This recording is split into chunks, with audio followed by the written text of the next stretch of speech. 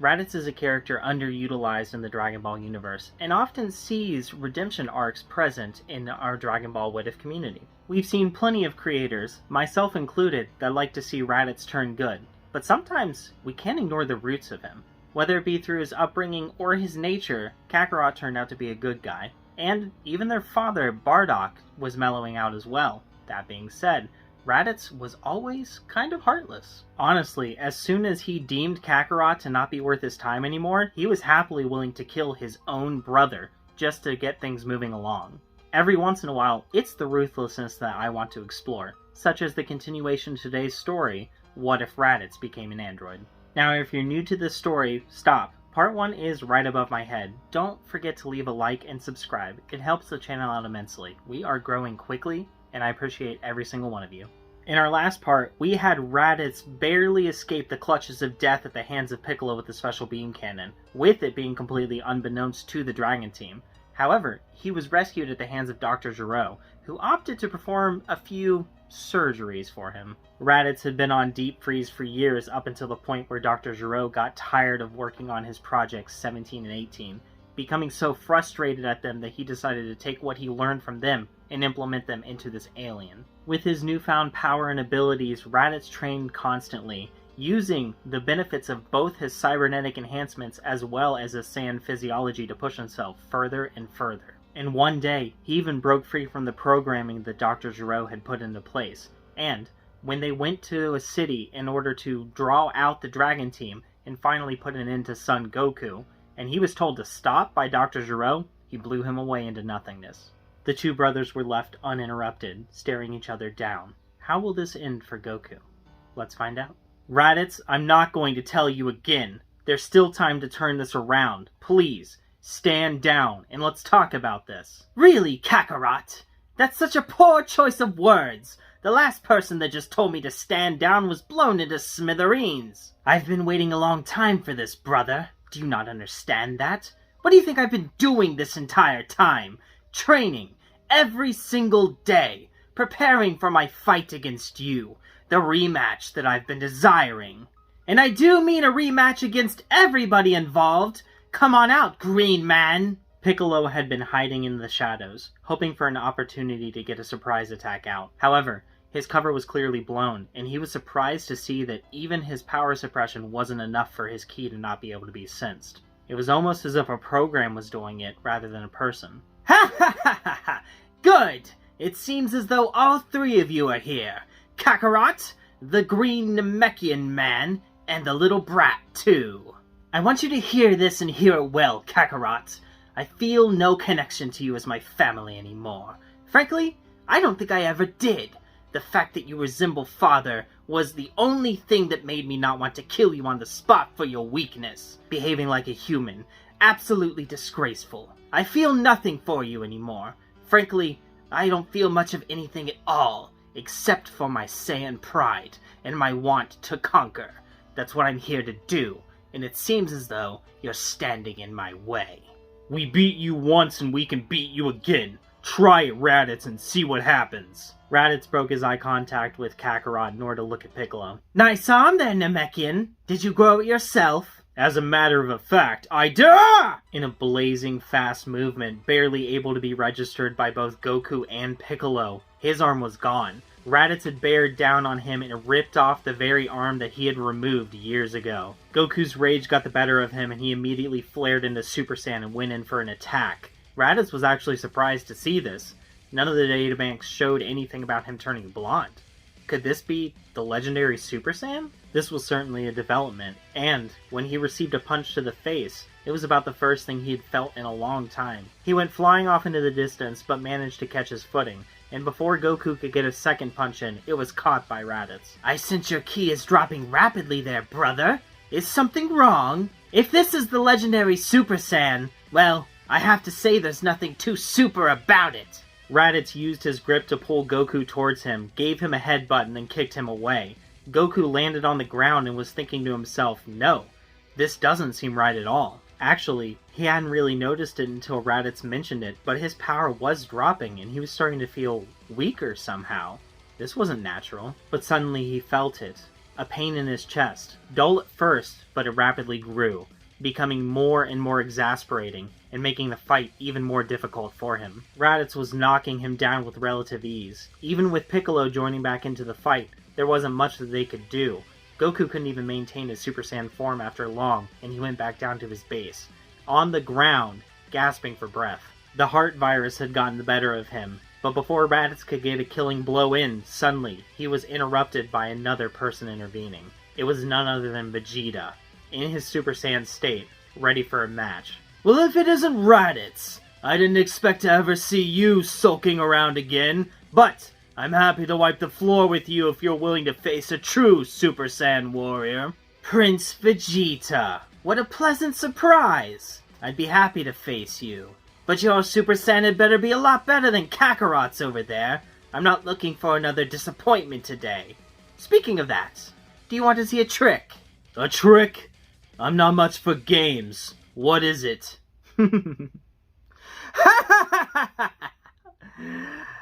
I'm going to make that boy disappear. Raditz aimed out both of his hands in different directions, one at Vegeta and one at Gohan. He fired powerful blasts out of each of them. Vegeta responded in kind with a Gallic gun. However, Gohan tried to run away. He knew that if his father couldn't handle him even in his Super Saiyan state, he didn't stand a chance. Escape was the only option, but Raditz was following him with the beam. Piccolo saw this as an opportunity and got back onto his feet, charging up a special beam cannon. He launched it at Raditz, and Raditz didn't seem like he was going to move at all. However, Raditz had a plan the entire time. As the special beam cannon was about to make contact with him, it was stopped, mysteriously, by some sort of a barrier. Before anything else could be done, it was too late. Gohan was caught in the blast and completely eviscerated. Once Raditz had accomplished his goal, he ceased his attack and moved out of the way of the incoming Gallic gun. Vegeta stopped as well, staring him down. Striking down children, eh? I'm not really one to talk. I've done a fair share of that myself. But that was cold, Raditz. Even for you. Your words mean nothing to me, Vegeta. Let's settle it with our fists. Vegeta and Raditz began to duel with each other. A battle of fates, while Piccolo scooped up Goku and took him out of there. Goku left in tears of both sadness and pain. Not being able to help his son was the worst thing of all. Without this heart virus, he may have been able to step in and change his fate, but it's something that he would never know. When they got to a safe distance, Krillin met up with them and Piccolo handed Goku off to him. He decided that he needed to go to Kami's lookout. There was an old other half of him that he needed to speak with. Perhaps a dire act needed to happen. Back at the battlefield though, things were starting to look pretty bleak for Vegeta. At first, he was getting a few hits in. However, it seemed as though Raditz just wasn't stopping. His energy, it wasn't going away. Vegeta's arrogance quickly subsided as he realized the predicament he was stuck in. He was in a 1v1 battle against a beast that seemingly had infinite energy. That's it. He really did have infinite energy. It must have been something with the cybernetics. Well, if he was going to not be able to outlast him in terms of energy, he needed to overcome him quickly. He thought to himself and decided, one big blast, a final attack, and if he can manage to muster that, he might be able to wipe Raditz out before he could actually counterattack.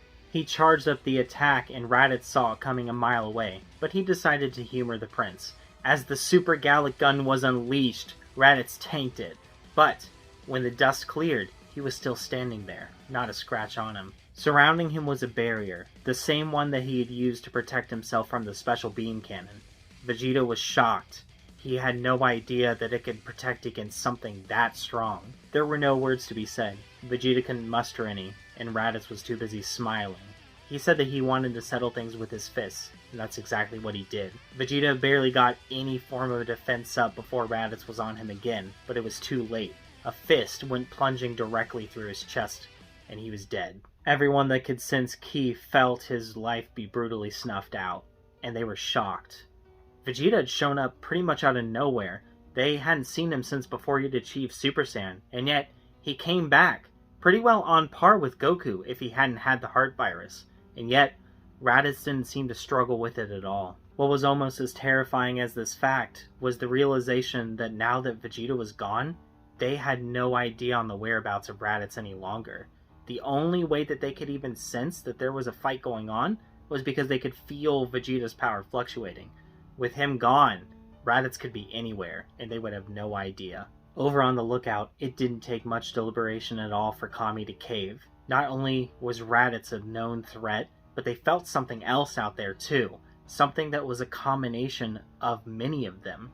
It was probably something they were going to have to deal with as well. There wasn't any time to waste. So, Piccolo and Kami fused, and the surge of power didn't go unnoticed. Raditz had realized that his key sensors weren't as effective at a longer range. When they were suppressing their power and he wasn't right near them, he couldn't tell where they were at. However, he suddenly sensed a major power spike.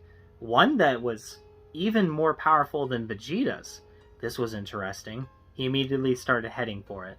As Raditz was heading in that direction, the power signature disappeared. Clearly, this person had managed to suppress their power. No idea why they had brought it out in the first place, but there was a course that they were going towards, and using his inner technology, he managed to triangulate it and landed at the destination of Gingertown. He landed when he spotted Piccolo, who seemed to be searching for someone. Piccolo was surprised to see him too. Raditz, you again. Don't think I've forgotten what you did to Gohan. If you're looking for a rematch, I'm happy to give it to you. But right now, we've got a different problem to deal with.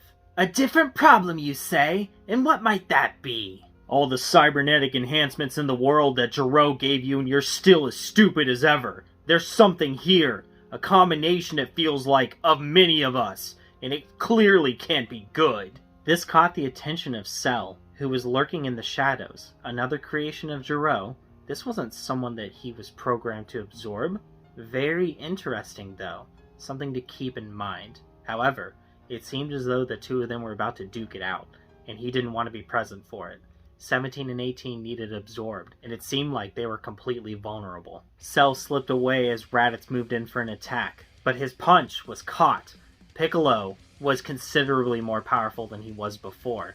Piccolo attempted to deliver a kick in return, but Raditz caught it. The two of them began a brawl with each other, and they seemed pretty even. In the empty city of Gingertown, the two of them clashed, knocking down buildings and destroying the entire infrastructure of the city along the way. To the surprise and frustration of Raditz, it seemed like Piccolo had the upper hand, commanding the battle and knocking him around like a rag doll. This didn't make any sense. Just moments ago, he had the upper hand. Piccolo couldn't even stop him from removing his arm. He couldn't even react to it. What has happened here? Raditz's cowardly instincts almost kicked in, and he thought about running away. With his unlimited energy, if he could just stay alive long enough, surely he would be able to outrun Piccolo. He has to wear out eventually, right? Well, then he thought about it. No, this isn't him anymore.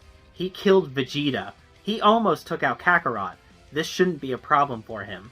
Not only was the legendary Super Saiyan such a magnificent legend in the Saiyan history, but two of them showed up, and he bested them both with ease. The fight dragged on, and with every single punch that Piccolo delivered, the anger built up in Raditz a little bit more. He was stronger. He knew it. It was within him. He could beat Piccolo. He was a conqueror, and if he had his way, soon he would be the last Saiyan, the last of his kind, and the strongest by far. He couldn't lose to this plant man right now. He had to overcome this. The anger built up. More and more. Rage sparked inside of him, and eventually it exploded in a golden aura. Raditz had achieved the Super Saiyan. This terrified Piccolo. He couldn't physically feel it, but he knew what the Super Saiyan was. He knew how powerful it was. His only hope now was to escape, but he didn't even have the chance. Raditz moved in on him in an instant before he could even react. He placed a hand right under his face. Dodge this, Namekian! A powerful blast was emitted from his hand, and Piccolo died instantly. Back at the former battlefield, Trunks felt this. He had just arrived on the scene, confused and horrified at the situation. The androids, they must have taken out Vegeta and Gohan. He saw their lifeless bodies there, but he had felt Piccolo, and Piccolo felt strong. But he was snuffed out. Very quickly, too.